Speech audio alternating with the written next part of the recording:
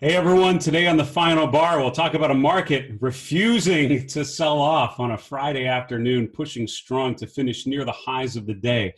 Really, the upside, pretty broad base, and it was led by the largest stocks, mid caps and small caps lagging behind a little bit. Technology back in the driver's seat. So again, we had this push and pull every day during this week, I feel like, between clear signals that technology is leading the way lower versus clear signals on a moment like now where it's leading the way back up. Ladies and gentlemen, this is the final bar.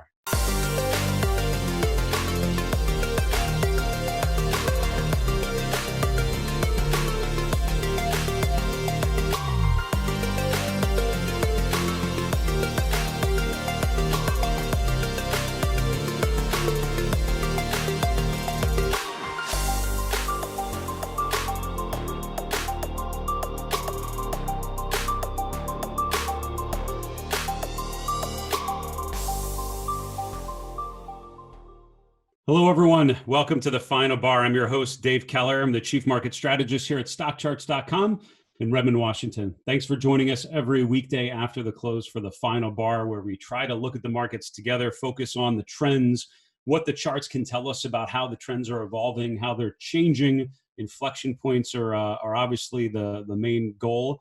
But really the purpose of charts, of momentum investing, is to identify trends, anticipate them, and then stick with them as much as possible. The question now, obviously, is at a high level, what's that balance between a pullback and a buyable dip before we go to new highs, and the further downside potential. We've talked about that, obviously, with our guests this week, with a lot of our conversations, just trying to make those comparisons. You could probably tell from my overall take, I see further weakness rather than strength overall. A day like today is a nice bounce leading into the weekend, I think, leaving a lot of investors scratching their head a bit over the weekend to determine how comfortable they are with further upside or further downside. But we're going to look at how the week has changed and see what we can sort of unpack together. We had some fantastic guests this week on the show. I was really excited. Guys like Todd Sohn that we had yesterday, sharing some of their expertise and how they're dealing with this environment. And hopefully the benefit of what we're able to do on this show and on Stock Charts TV is share with you people like me, but also some of the great guests we have on, how we're navigating these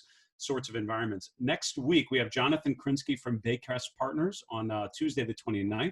On Wednesday, the 30th, John Kosar from Asbury Research in Chicago. And then Thursday, Guy Cerundolo from Cerundolo Research in Boston. So 3 pretty solid guests to help us make sense of these things. All great investors and particularly stock pickers, I think, to them when I'm thinking of those guys and what they're going to tend to focus on.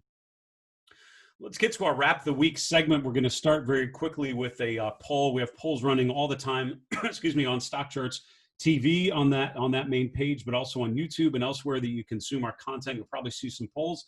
Answer them as much as you can, because it's a great way to sort of keep a dialogue going between all of you and what you're seeing and what we're thinking about as well. The question was, know your indexes. Which 3 stocks were added to the Dow in August 2020? So it's a bit of a there is a right answer to this one. This is not a poll in terms of how you're feeling. This is actually a legitimate question that has an answer, and 75% of you got this one correctly. It's CRM, Salesforce.com, Honeywell, and Amgen. 3 stocks, and 3 others were removed, and the others were misleading. Usually 2 of those were in the Dow, but something like Tesla is not a Dow member in the first answer, for example. So, the reason I ask you this is not to try to catch you off guard, but it's more to illustrate the fact that there are fluctuations in these indexes. And when you think about the Dow Jones Industrial Average and you're looking at the performance over the long period of time, you have to remember that the further you get away from today, the less and less accurate that representation of the Dow actually is, meaning it's not looking at the same 30 stocks and how they've evolved. The members of the Dow have changed essentially 100% since they were originally designed. In the Fidelity chart room in Boston, one of the iterations of the chart room, we actually had a chart going all along the hallway leading back to the chart room, and it tracked the members of the Dow and how they change. And you noticed, what I noticed as you walked along the wall, is how many changes there were. So with everything, with the Dow, with the S&P indexes, with any index, there's an index provider that is subjectively determining what is in that index. And so when you see the S&P at a certain value, remember that's a changing basket. And with things like the S&P 500, not as much with the Dow, but you'll definitely see changes in the stocks because big institutions will have to allocate in and out of those names as a result of them being added or subtracted from the index. So that was a great, hopefully a poll to get you thinking. Always stay on top of index member changes because there can be some fluidity related to those changes. Let's continue to wrap the week. What we're going to do is just look at how the week has evolved. We'll look at some of the changes today and then hit on the Mindful Investor Live ChartList, which is really our main way of assessing changes from week to week. So today, the S&P certainly by any measure finishing stronger, closing just below 3,300. This is after, we've touched 3,200 to 3,250. This sort of that main congestion area. We've rallied 100 points from up from 3,200 now. The NASDAQ leading the way even further with the NASDAQ 100 up 2.3%. Mid caps and small caps all up, but up a little less. The VIX coming lower down towards the 26 level. The dollar stronger again today, which is a theme we've talked about. Bonds essentially finished flat with the TLT around 165. And then looking at commodities, gold and silver off a bit. We've talked about that long-term rotation in gold and silver. Both of those charts, feeling weaker rather than stronger. And it's key support levels that you should be looking for, I think, in those areas as well. Commodities as a whole finished essentially flat. Let's look at the week-to-week changes very quickly. I'm going to update these really quick, which might make my labels look a little goofy, but not too bad. So let's see. This is since last Friday's close to where we're in, and these might be a bit of a moving target as we digest all the closing prices, but should be pretty close. The NASDAQ finishing in the most up for the week, almost 2%, eclipsing the dollar just with today's rally led by technology. The dollar up 1.7%, bonds up just below 1%. Those are the three sort of key groups in our asset allocation discussion that finished in the green. On the downside, you had the S&P down 0.6%, Bitcoin down 1.8%, crude oil 2.4%, small caps and gold leading the way lower. And again, gold, we've talked about the long-term trajectory of gold and how this weakness is really feels like more of a tactical weakness within the longer-term uptrend, but really gave back a lot, 4.5% just this week.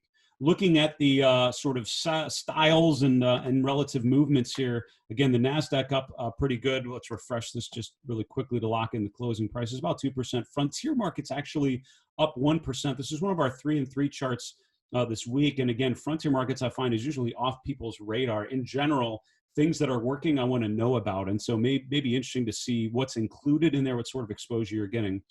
S&P, as we mentioned, down a little bit. Everything else underperformed the S&P for the week. Mid caps, small caps. This is EFA and EM are the two here developed as EFA emerging markets is the EEM ETF, both down over 3%. So, really the U.S. finished down a little bit. A couple things, the dollar, frontier markets, the NASDAQ able to finish a little more strongly. Let's look at the sector rotation here very quickly, and then we're going to get into the longer term charts. So this is the daily RRG. We're going to look a little more closely at the weekly RRG coming up on Monday's show, but just today to illustrate this rotation, you can see how everything's essentially going north-south right now. And what that usually means on the RRG is essentially further to the right means it's outperforming. So these are all things that have been outperforming going up through the last couple days. Further to the left means it's underperforming. So communication services technology have been underperforming, but you can see how they're going vertical, which means it's still underperforming, but the momentum is sort of coming off of that downtrend. So this is sort of the direction of improvement if it could be heading northeast. The direction of deterioration, what I call, would be heading southwest. And you can see materials, consumer discretionary, financials, industrials, pretty much everything over here sort of rotating down in that direction. So it's sort of telling you that the relative winners have still been industrials, materials over here, but you're starting to see some lessening, tapping the brakes a bit on the relative downtrend in communications and technology. And in terms of something I'd be looking at going into next week, this RRG, the daily RRG, and seeing if this rotation continues and if tech and communications continue northeast, I think would be very, very telling. And that would certainly, could fuel some optimism about some recovery in some of those stocks that led the way and really struggled over the last week or two. If we see if there's a bid coming in for those long-term charts on the relative basis. If, however, what you could do is get a bit of a rotation back southwest and sort of an alleviation of this is just a short-term rotation, and then you get back into the primary trend, which is has been dominated by materials, industrial, some of those emerging relative performers. That would be a signal I would be potentially looking for there. Let's continue our discussion here, going through the Mindful Investor Live chart list. If you've not caught our Friday show before, we refer to this same group of charts every Friday, and hopefully this inspires you to think about your own weekly chart routine. I'd encourage you to have a set time during the week where you go through the long-term charts, see how they've changed week to week, and make sure that your models, your thinking, your overall assessment of the conditions are updated so that you have a sense of what you're looking for over the next 5 trading days. If you've not seen this before, the way to access this on your StockCharts login is go to articles. You'll see my blog called The Mindful Investor, and at the very top of my blog, there's a link for this live chart list. You can copy it right into your own login and follow along if you like. We're going to start with the market trend model. This is a long-term model that we've followed for a long time, and essentially is weekly data, and it's driven off of the 21 and 34-week exponential moving averages. That's the blue and the red lines here. The long-term model turned positive in June, has remained positive, and to be honest, it would have to sell off pretty dramatically to register a sell signal there. Not quite there, but and nowhere near it, to be honest with you. It's still in bullish mode, which is about right. The medium-term model was close to signaling, and earlier in the week when we were trading down to the 21-week moving average, this was actually really close to a sell signal. My thought was, boy, if we could, if we could continue down a little bit further, you might register it. But the SPY actually recovered, and with today's strength, sort of alleviated that sell signal. So we did not lock in a sell signal based on this Friday to Friday close. The weekly PPO, just using the traditional settings. What I call the short-term model is just looking at the closing price versus the 5-week exponential moving average. We remain below that. So it's short-term, sort of the tactical time frame bearish signal. The medium-term and long-term trends both remaining positive at this point. A daily chart of the S&P, we've talked about the breakdown below 3350. We talked about the breakdown of the 50-week moving, the 50-day moving average, excuse me. We've now done that, and we talked even yesterday about this trend line connecting the high. So this is taking the high from September, the first week, the high from mid-September, and we touched it almost to the tick today. We didn't close above it, so it's still in play, but essentially, I think going into Monday, one of the main charts I'll be looking at is this one right here to see if we're able to follow through, break this trend up. If we're able to do that, get back above 3350, above the 50-day moving average, I would certainly start to reassess the proclamation I've made about the potential for further downside from here. It's all about whether we hold around 3,200 to 3,250. We've now hit there. The question on the other side is, do we hold this trend line? Do we remain below it? One of those things has to break next week. Either we break to new swing lows below 3,200, or we break above this trend line. I think whichever one of those happens, and really it's going to be the 50-day moving average, I think I would be most keen on noticing. One of those has to break, and I think the direction of that break will tell you about the momentum, either the buying power, the selling pressure that's driving investors going forward.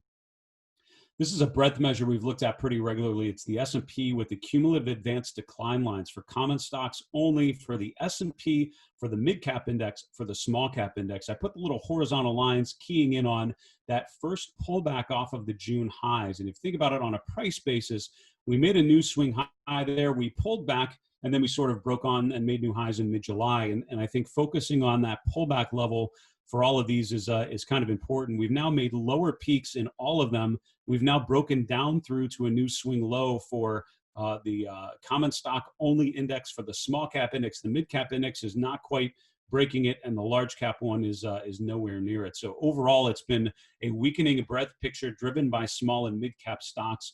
We've confirmed sort of that short-term sell signal for the S&P, and so I'll color code this red because we've made now a lower high and a lower low. So on that tactical time frame, it's more negative. This isn't updated through today, so you'll see all of these tick up most likely with today's rally, but overall worth keeping attention to. As I'm talking, I'm thinking about the breadth picture, so I'm going to jump back here and look at percent advanced decline or see what sort of day we had. Yeah, so it was a nice rally, right? So stocks finished higher today, but only 70% on the upside. It wasn't a, everything up. So it wasn't like a 90% update, which would tell you that's, pretty unusual to get a big 90% update during a downtrend. That really only happens in bullish phases. In bearish phases, you tend to get 90% down days. And Wednesday of this week, I've, debated with some peers in the industry as to whether it qualified as exactly one. 89.9% for me is close enough to say that was a huge washout day. So today, not as positive as Wednesday was negative. And I think the negative days outweighing the positive days tells you a little bit about the characteristic, the environment that we're in. So just want to divert there for a moment and point that out. This next chart is actually looking at new highs and new lows, and it's important to know we're starting to see some new lows this week. Last week, we'd seen essentially zero, and on the S&P, you only had a couple stocks making a new 52-week low. But if you look at the New York Stock Exchange, you had a handful, and again, this is out of thousands of names, so it's not like a bunch were down, but 50 stocks making a new 52-week low. That's a non-zero number, and you're seeing more and more of those. I think going into next week, if you see that increase, that would certainly tell you, even if the S&P is holding up, that there are plenty of stocks kind of going lower still, and that's kind of a concern. Speaking to that, and we're almost at the end of the Wrap the Week segment here, speaking of that, looking at breadth in the form of stocks above their 200-day and their 50-day, one key benchmark for me is, are we able to remain above 50%, which we did. Going through yesterday's close, we're at 54%. I don't see that breaking today because it's not quite updated yet. But what's really interesting is only 26% of the S&P remain above their 50-day moving average. That's a pretty big drop from almost 100% not too long ago. That's about it for the Mindful Investor Live chart list. The last thing I want to point out is just the relative performance of semiconductors that's really moving a bit to the upside. So that's a chart to pay attention to, potentially seeing if a leadership group like that is able to hold up or not going into next week. That's our Wrap the Week segment. I want to take a quick commercial break. We're going to be back answering your questions from the Final Bar Mailbag. We'll see you in a minute.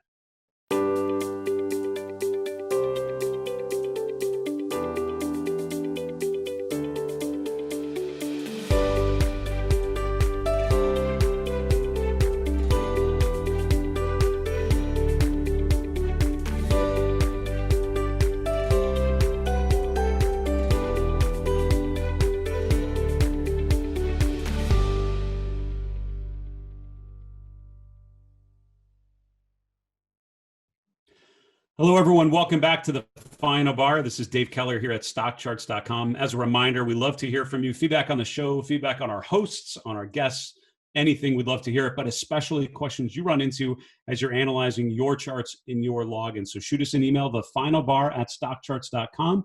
We would love to hear from you. Also on Twitter @FinalBarSCTV. Just drop us, tag us in a comment or drop a comment to us. We'd love to hear from you there. Or somewhere on YouTube, just put a comment below any of the videos that you're watching. We'll capture all of those, answer as many as we can during our mailbag segments. The next of which is coming up right now. This is the Final Bar Mailbag, our opportunity to hear from you, answer some of your questions. We've got a lot of great questions this week given the volatility, so I'm going to try to get through as many as we can. Question number one, any thoughts about offering oops, hold on a second. Sorry, wrong place. Here we go.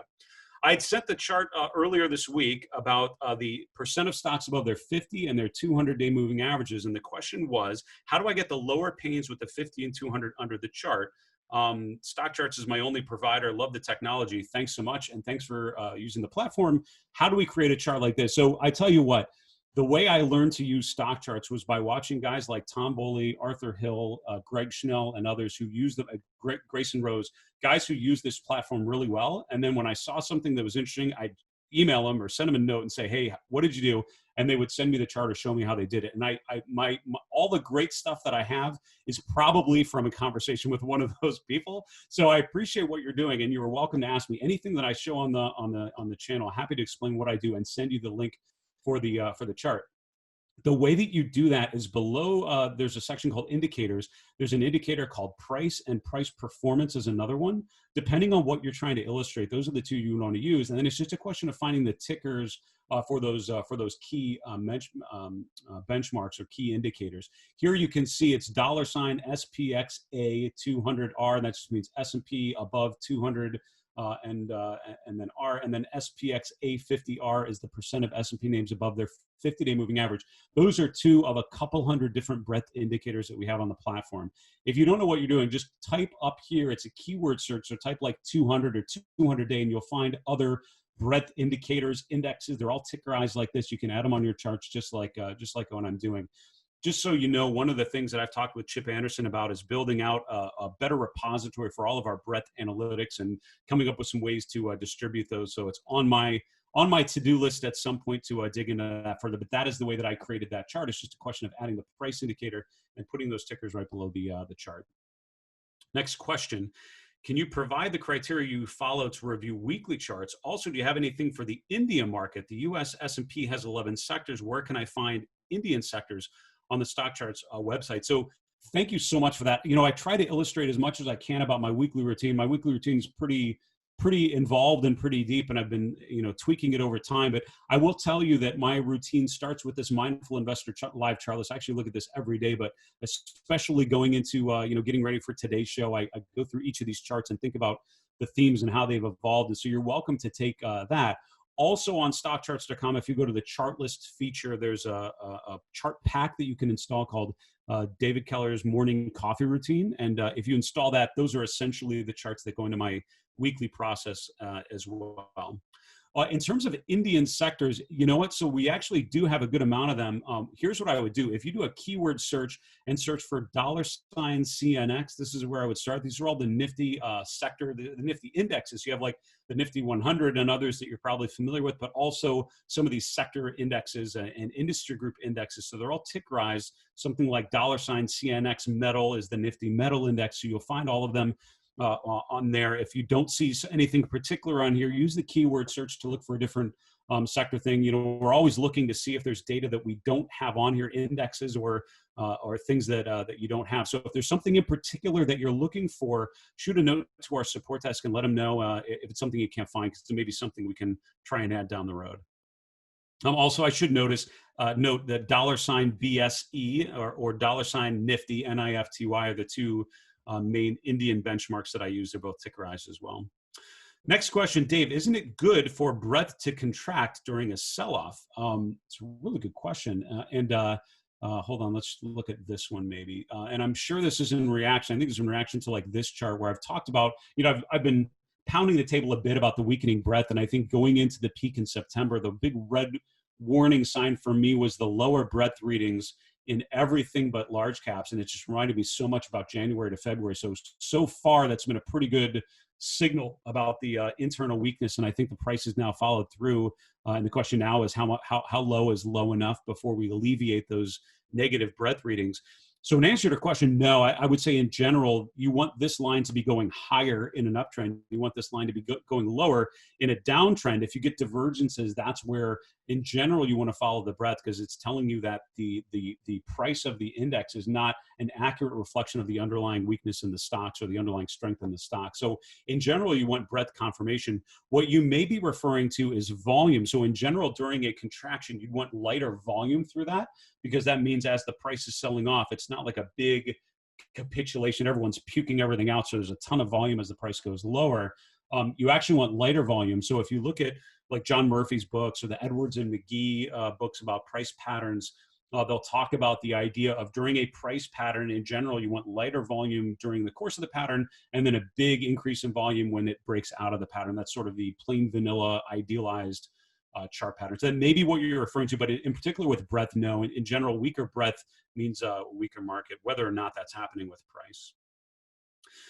Next question. These are really good questions, by the way, and thank you guys all so much for sending in some thoughtful questions here. The next one, any thoughts about offering predefined scans by market cap based on seasonality? Let's see, I'm looking to see if the overall trend is positive and then focus on the 5 and 10 year seasonality graphs. That's a really great question. And the short answer is no, it's not something we have, but I love that. I love that idea. If you're not familiar with the seasonality charts, if you click on where it says Sharp Chart, switch to seasonality and then type any ticker, it automatically brings up a 5-year seasonal chart. You can change the time frame and identify just averages of what it tends to do. You can also do a relative comparison to see when a stock or when a group tends to outperform or underperform given a thing.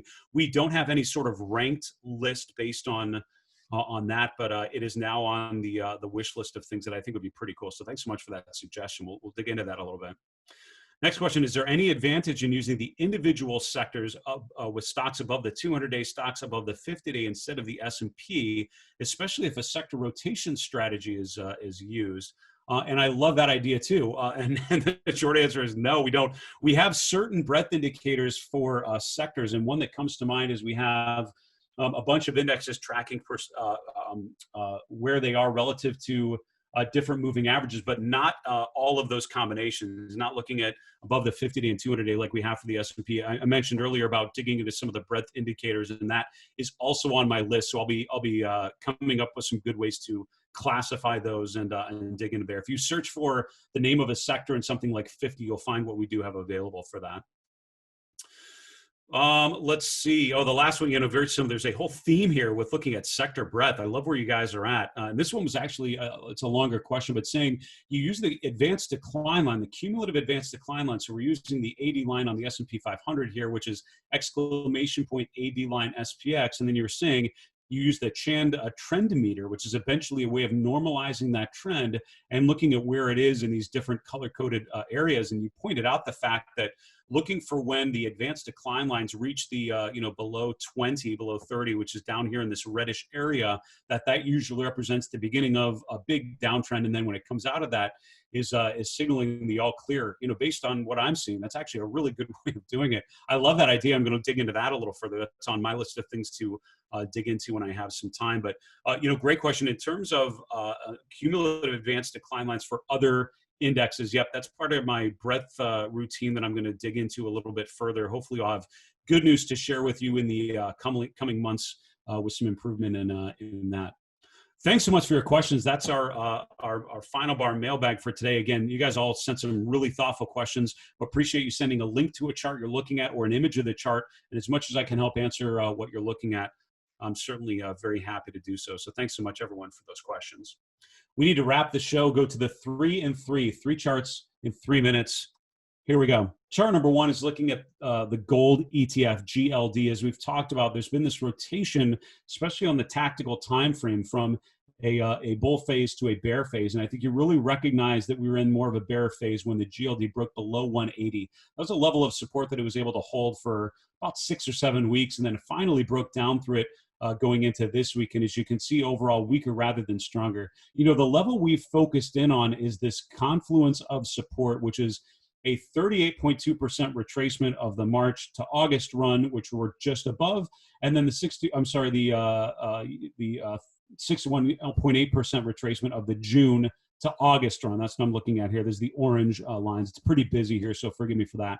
If you take the June low to the August high, we're right at 61.8% of the way. So they're all very in similar levels here around 172 on the GLD. So I think that's a reasonable point to expect some support. That's sort of the base case I was looking at once we broke down through 180, broke down through the 50-day moving average. So we're right near that point. So we're, from a risk reward perspective, looks fairly constructive, I think, to resume this upward trend in gold. If it would break down through these levels, if we're not able to hold like 170, that's where I think you have to really look back at revisiting potentially the May and June lows, which would be a much steeper sell-off. That's down toward the 200-day moving average as well.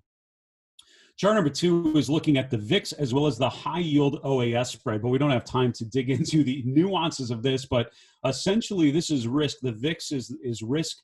Using the options market and seeing where people are betting for their overall position based in equity options.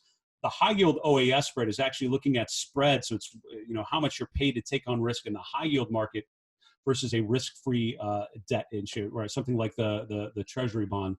And so looking at that differentiation is what you're seeing here. Essentially, they're both turning higher. They both broken above their 50-day moving average. My point of showing this is as these go up, as they continue higher, that tells you that the risk is increasing, meaning it is a bearish environment for stocks and for high yield debt. If and when these would turn lower, that would tell you that would be one signal that potentially the downtrend in stocks is starting to come off.